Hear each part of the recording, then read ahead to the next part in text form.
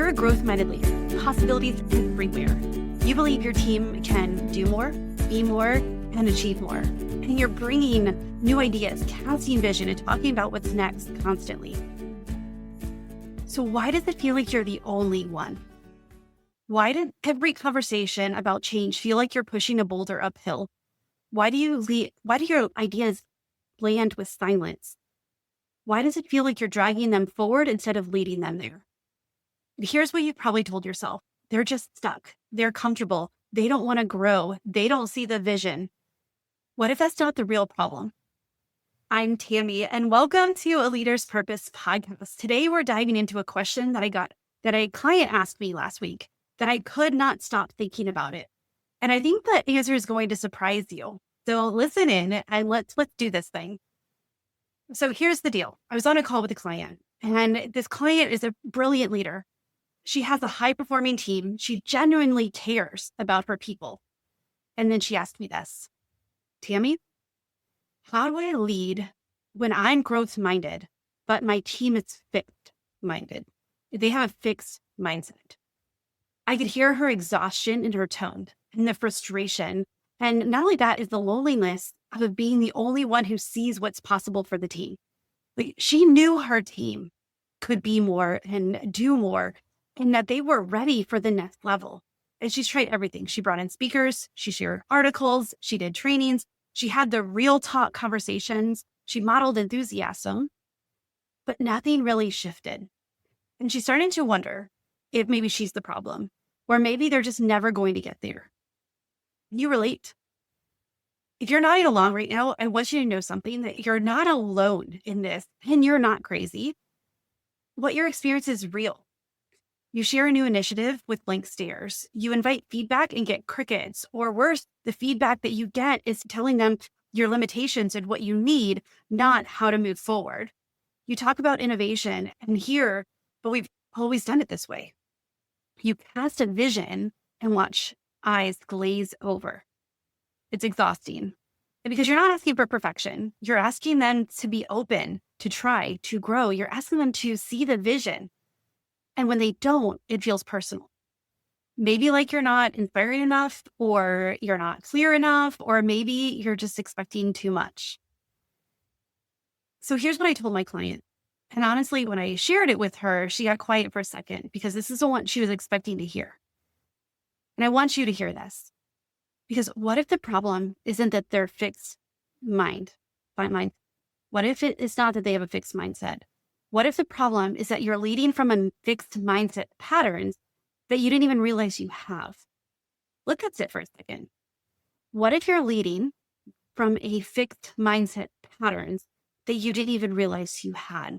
And I know you're probably thinking like, wait, Tammy, I'm the growth-minded one. I'm the one that's frustrated. And I believe you. You are growth-minded about yourself, about learning, about possibility. You wouldn't be listening to this podcast if you don't consider yourself growth-minded, if you're not open to growth. But the thing is, by being growth-minded about you, it doesn't automatically mean you're leading growth-mindedly. And let me show you what I mean, okay? So stick with me here. Number one, they don't get it, or they don't catch the vision. When you say they don't get it, you made a fixed assumption about their capacity. You've decided they can't see but what if they can? What if they just don't see themselves in it yet? What if they see the vision it's possible, but they just don't, they haven't embodied it yet? You remember the be, do, have, that be part. What if they haven't embodied that yet? That's a fixed belief about their potential disguised as frustration. So it's you believing that they can't see it, which is really just a fixed belief about their potential. Okay. So it's disguised as frustration. But again, we've got to look at ourselves first. We got to look at what our beliefs are, what our thoughts are. This is why I say, think about what you're thinking about, get curious about it. Why do you believe that they just don't get it? And what about it are they not getting? So at number 2, I need to convince them. So you think your job is to sell harder, to persuade them, to make a more compelling case, to try to get them on board. But that whole approach assumes that they're resistant and that you have to overcome it. But what if they're not resistant? What if they're uncertain? What if they don't trust the process yet because you're moving faster than they can integrate, or the vision hasn't been explained to them fully? And you're trying to convince was trying to convince actually a fixed approach to leading change. So again, it's their fixed belief, fixed approach. And this third pattern is they're not changing fast enough. I have heard this multiple times they're growth minded or they're just not getting it fast enough. You have a timeline. 3 months in, you expected more. 6 months in, you're wondering why they're still asking the same questions. But that timeline, that's your timeline based on your processing speed and your comfort with change. When you're frustrated by their pace, you're operating from a fixed belief about how growth should look. And we get it. There's deadlines, there's a timeline. But when it comes to change, you've got to ask yourself, is this my timeline?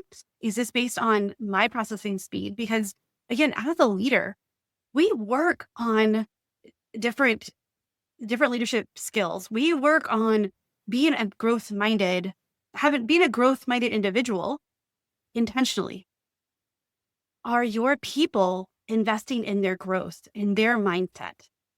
Because their processing speed may be way slower than yours. This is something that as a coach, I have to realize that I am in this work all the time. My clients, some of them, this is the first time they've heard it in this way. So though some clients get it within the first couple of sessions, there's some that take longer. And the timeline is not based on what my assumption is. It's based on what their capability is, how they work. And this goes into your core beliefs, core motivations. This goes into our core avoidances. Because if we just say they're not changing fast enough, we're making the assumption that they're not changing the way that we want them to change. It might be more internal than external. They may be processing it at a different way, and their results may look a little different. So just saying they're not changing fast enough actually has a really fixed belief in there about how growth should look. So the fourth pattern here that I've seen and that I wanted to share is that they're just fixed mindset people. The moment you label somebody as anything, you've done the most fixed mindset thing possible, because they can feel when you don't expect more for them. They can feel when you don't have faith in them, or you don't feel like they can grow. They can feel that more than you realize. You've put them in a box and decided who they are. And so have you had a boss do that to you? Just decide that this is what you're capable of and that not to expect more from you? And of course I lived up to that, because why wouldn't I? It's really hard when someone has decided who you are. It's really hard to convince them otherwise. Then you put them into a convincing mode, and let's face it, they might not even be willing to convince you. They may have checked out. They may have decided that this is not the position for them, and they're secretly looking on LinkedIn for another role.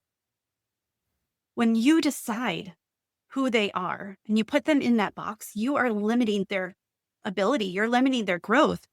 Growth mindset means believing people can change. So if you've written them off, you're contradicting your own values.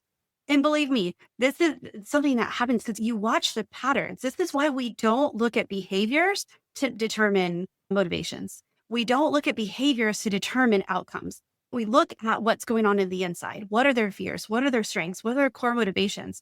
Because again, if they're not catching the vision, how are you throwing it out?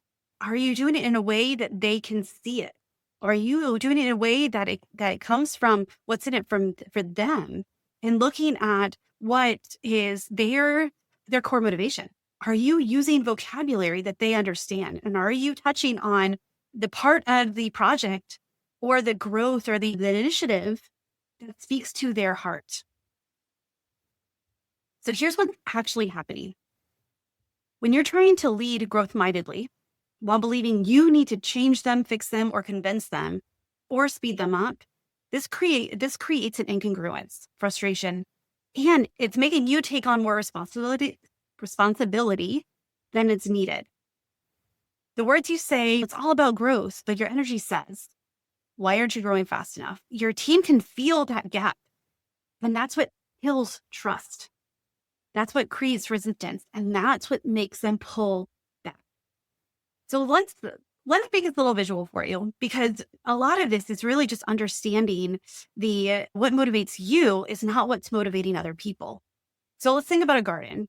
You can't force a seed to grow by yelling at it. You can't demand fruit before the plant is ready, right? Like, as much as we would love, I wait all year for the peaches to be ready. I love fresh peaches. We have a couple of peach trees that finally this year have started growing, but it took years for that. You can create the right conditions.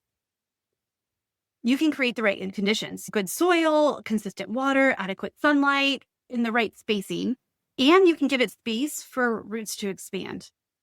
When those conditions are right, the growth is inevitable, right? When those conditions, you're giving it the tools, the resources, what it needs to grow, then the growth happens in its own time. Cherries and peaches grow different than spinach and lettuce, which need way less time. Not because you forced it, but because the environment made it natural. And so instead of demanding change, the growth-minded leader isn't about changing your team. It's about allowing and giving it the tools and creating the environment where growth becomes inevitable. And that starts with examining your identity alignment, not theirs.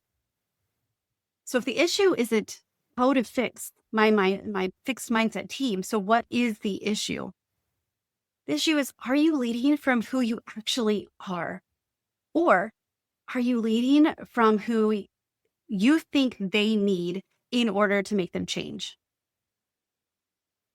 And here's some questions that can actually, that you really need to ask yourself. Am I creating psychological safety, or am I performing growth? There's a big difference between being open to feedback and saying you're open while secretly having no one challenge you. Your team can feel the difference, and they all can sense the performance. They won't engage. It's a trust thing. When they know that they can come to you and ask questions without being belittled, without being berated, without feeling like they are not getting it, then the growth mindset happens naturally. That's giving them the tools and the resources and creating the environment for growth. So another question is, what do I actually believe about my team's capacity? Not what you say you believe, but what do you actually believe when you're frustrated on a Tuesday afternoon? Do you believe they can grow, or do you believe they should have grown by now? The should have, I always ask, don't should on yourself. Why should they have grown? What have you done as their leader in order to create the environment? This can they grow is growth minded. Should have grown by now is fixed. So understanding what you believe about your team's capability, this is again where you need to ask yourself and think about what you're thinking about. Get curious about some of the thoughts that you have, because it leads you to answering these questions. Another question that I want you to ask yourself is, am I trusting my process, or am I copying someone else's playbook?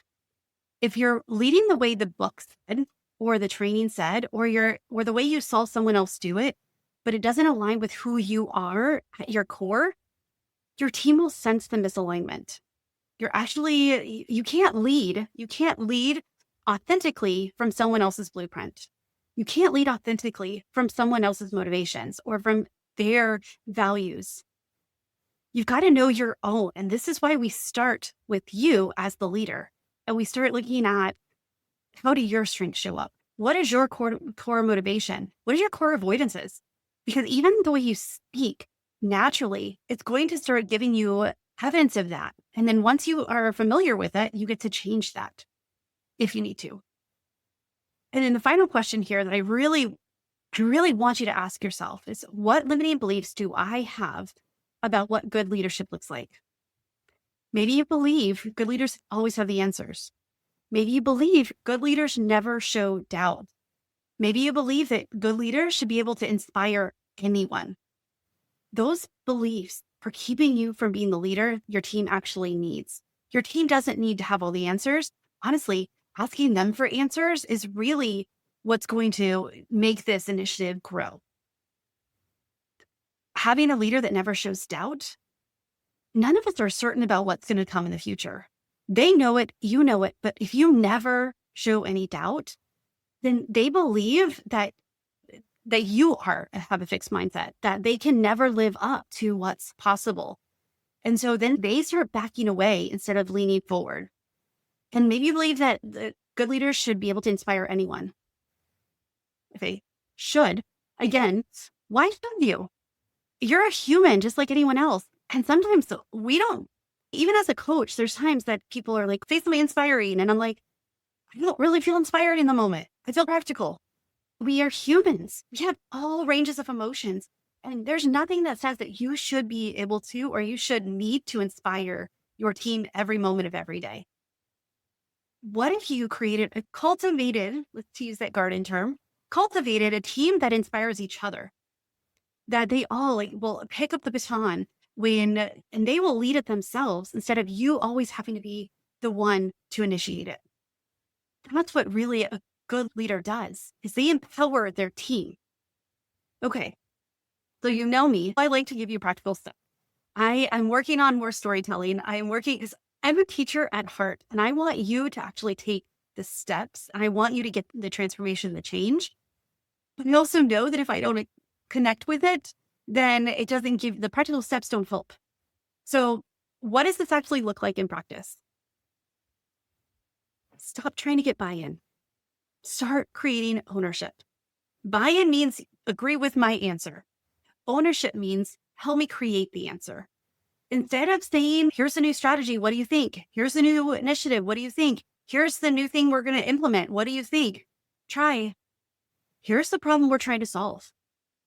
What are you seeing from where you sit? When people feel ownership, growth naturally happens. You're cultivating that environment that people want to grow in. Model growth by being wrong out loud. Like I said, your team doesn't need you to be perfect. They need you to see that growth is safe. Now remember, this success and failure are not opposite.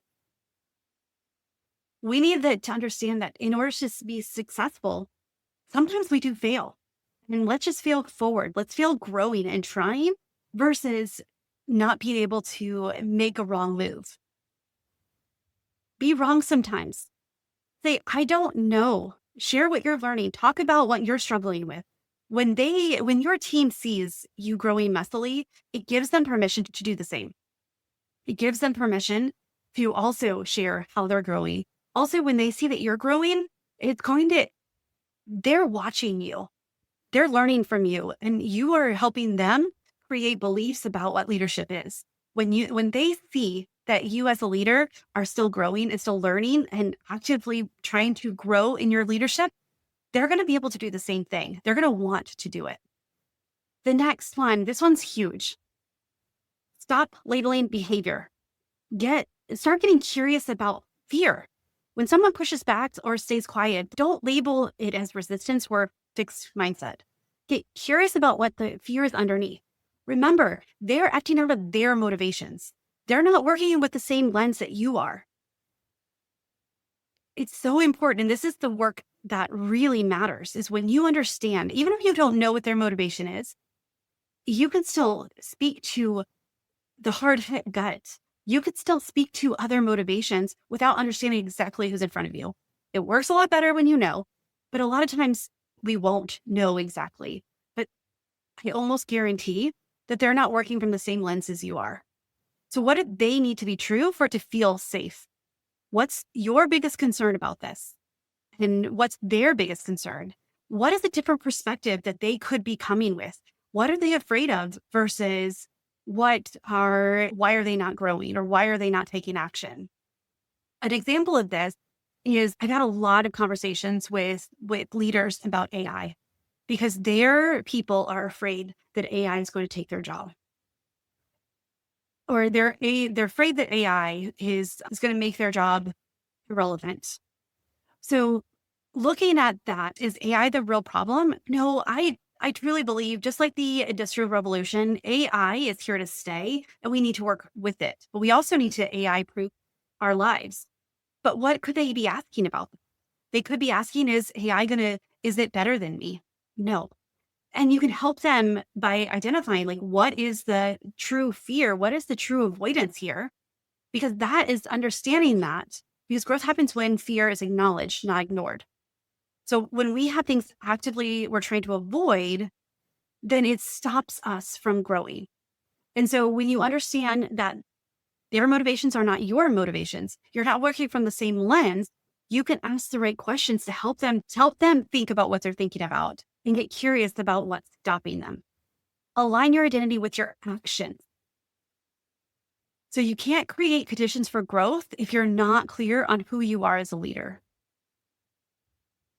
What are your core values? Not what they should be. There's that should word again, but what are they actually? What they are actually. Blah, that came out weird. So what are your core values that you make decisions through? How are you wired? What's your unique way of leading?